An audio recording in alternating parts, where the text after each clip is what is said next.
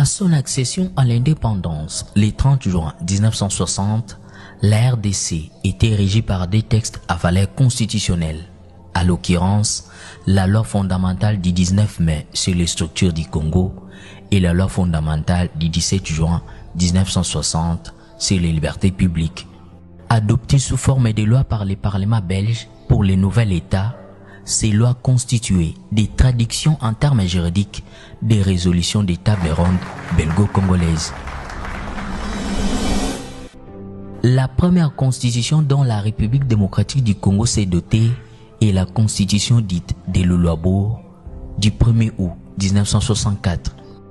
À l'instar de la loi fondamentale du 24 juin 1960 sur les libertés publiques, elle a consacré la majorité de ses dispositions aux droits de l'homme.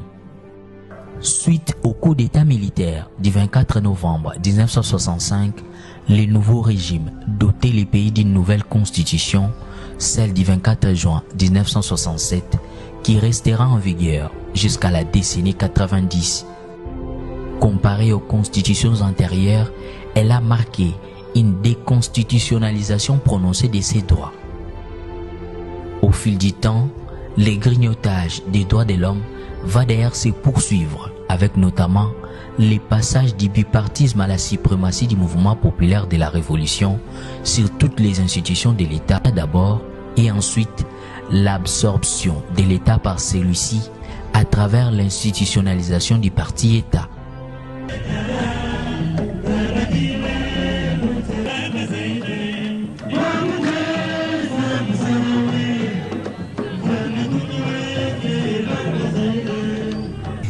Avec l'avènement du président Mobutu, dans la logique même du parti unique, il voulait faire des institutions qui obéissaient à cette logique, qui était en fait, dans le cadre du parti unique, un des axes du pouvoir politique.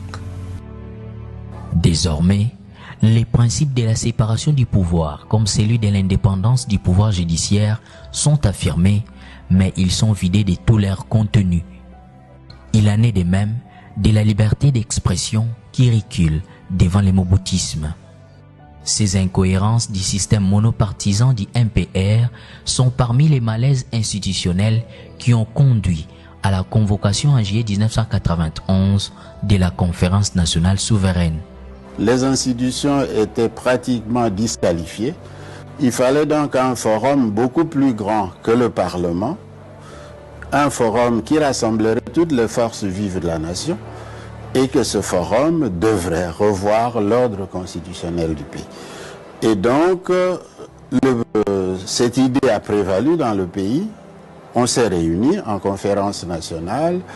C'était une conférence qui se voulait une relecture de l'histoire du pays, ce qu'il y avait de bon, ce qu'il y avait de moins bon, les responsabilités des uns et des autres, et qui proposerait des remèdes et des solutions à cette situation. Parmi les documents adoptés par la CNES figure une constitution transitoire, l'acte portant dispositions constitutionnelles relatives à la période des transitions. Adopté le 4 août 1992 en remplacement de la Constitution de 1967, ces documents fit le premier texte de l'histoire constitutionnelle du Congo à avoir fait l'objet d'une large discussion et d'un débat auquel ont participé des personnes de divers horizons du pays. En dépit d'une très large adhésion populaire et de l'endossement de la Cour suprême de justice, ces textes ne furent cependant pas reconnus par le président Mobutu et ses partisans qui considéraient la Constitution de 1967 comme toujours en vigueur. L'impasse a été momentanément résolue lorsque les deux camps politiques ont finalement convenu d'adopter 2 ans plus tard une constitution de compromis, dénommée l'acte constitutionnel de la transition, promulgué le 9 avril 1994. Ce texte est resté en vigueur jusqu'en mai 1997, lorsque la victoire de la rébellion armée de l'Alliance des forces démocratiques pour la libération du Congo, AFDL, sur les forces armées zaïroises FAZ, permit l'installation au pouvoir de son chef, Laurent Désiré Kabila. Ce dernier a mis en place une constitution par laquelle, où il exerce seul par décret-loi constitutionnel les pouvoirs exécutifs et législatifs.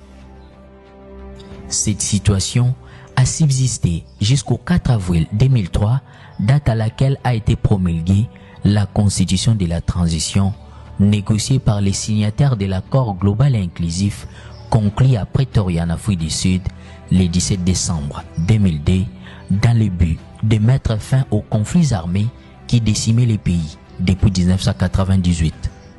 C'est en application de ces dispositions pertinentes de cette Constitution qu'a été élaborée la Constitution du 18 février 2006.